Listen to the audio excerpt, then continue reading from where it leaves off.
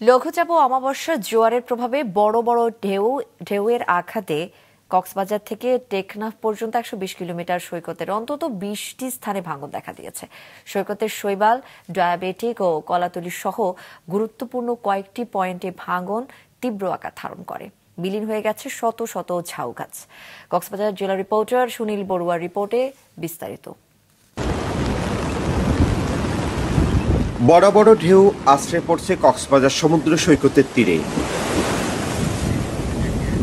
এর ফলে কক্সবাজার থেকে টেকনাফ পর্যন্ত ১২০ কিলোমিটার সমুদ্র সৈকতের অন্তত ২০টি স্থানে ভাঙন দেখা দিয়েছে। এরই মধ্যে সাগরে বিলীন হয়েছে অনেক জায়গা। ভাঙন ভয়াবহ রূপ নিয়েছে ডায়াবেটিক, শৈবাল, লাবণী ও কলাতলি পয়েন্টে। গত এক সপ্তাহে এসব পয়েন্টে কয়েকশো ঝাউ গাছ, পানির ট্যাঙ্ক, বিদ্যুতের খুঁটি, টুরিস্ট পুলিশের বক্স সহ বেশ কিছু স্থাপনা তলিয়ে গেছে। হুমকির মুখে সৈকত ঘেঁষে গড়ে তোলা আন্তর্জাতিক ক্রিকেট স্টেডিয়াম, টুরিস্ট পুলিশের কার্যালয়, জেলা প্রশাসনের তথ্য অভিযোগ কেন্দ্র সহ বেশ কিছু স্থাপনা।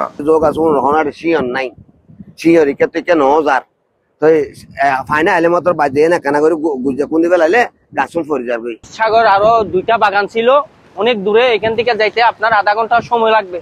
ওই বাগানগুলি এখন নেই, এগুলো পানিতে ভেঙে ফেলতে আছে। এখন বর্তমানে যেখানে সেই সমুদ্র সৈকত থেকেছে, আর যদি ১ থেকে ৫ ফুট যদি জায়গা যদি আমরা যেখানে দাঁড়িয়ে আছি এগুলো যদি ভেঙে যায়, তাহলে সরাসরি একদম গল্পের মাঠ, যেটা শৈবাল পয়েন্টে যেটা পার্কিং আছে বা যে স্টেডিয়াম গুলো আছে, এখানেও পানি পৌঁছে যেতে পারে। বন বিভাগের তথ্য মতে ১৯৭২ সাল থেকে ২০২২ সাল পর্যন্ত কক্সবাজার উপকূলে ৭.৫ লাখ ঝাউ গাছ রোপণ করা হলেও এর অর্ধেকেই বিলীন হয়ে গেছে। বাংলাদেশ সমুদ্র গবেষণা ইনস্টিটিউট বলছে, কেবল ঝাউ গাছ দিয়ে বালিয়াড়ি রক্ষা করা সম্ভব নয়। প্রথমে দরকার সাগরলতা ও গুল্ম উদ্ভিদ। পুরো সমুদ্র সৈকত থেকে অপরিকল্পিতভাবে বালি উত্তোলন করার ফলে বালিয়াড়ির বৈশিষ্ট্য নষ্ট হয়েছে। বালিয়াড়িকে আঁকড়ে ধরার জন্য ছাগলখুরি কিংবা সাগরলতা নামে যে লতা রয়েছে সেটি বিলুপ্ত হয়ে গেছে।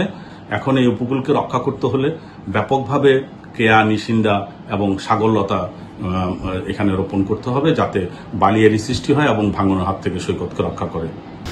তবে সৈকতের ভাঙন রোধে নানা উদ্যোগের কথা জানান জেলা প্রশাসক ও পানি উন্নয়ন বোর্ডের নির্বাহী কর্মকর্তা। তারা বলছেন, এরই মধ্যে কক্সবাজারের ভাঙন রোধে ৪৫০ কোটি টাকার প্রকল্প গ্রহণ করা হয়েছে। বেসামরিক বিমান ও পর্যটন মন্ত্রণালয়ের সাথে আলোচনা করেছি। শ্রদ্ধেয় সচিব স্যার এসেছিলেন, তিনি দেখেছেন এবং তিনি আমাদের কাছে একটি কর্মপরিকল্পনা চেয়েছেন। ইতিমধ্যে আমরা পানি উন্নয়ন বোর্ডের সাথেও কথা বলেছি। যেহেতু ভাঙনের বিষয়টি পানি উন্নয়ন বোর্ড এই ব্যাপারে টেকনিক্যাল এক্সপার্টিস তাদের আছে, আমরা সমন্বিতভাবে উদ্যোগ নিচ্ছি এবং পানি উন্নয়ন বোর্ডের একটি পরিকল্পনা ইতিমধ্যে তারা প্রণয়ন করতে শুরু করেছে। গত মে মাসে আমরা সমুদ্র সৈকত রক্ষা প্রকল্প আমরা আমাদের মন্ত্রণালয়ে সাবমিট করেছি। ওটা এখনো পর্যন্ত প্রক্রিয়াধীন অবস্থায় আছেন।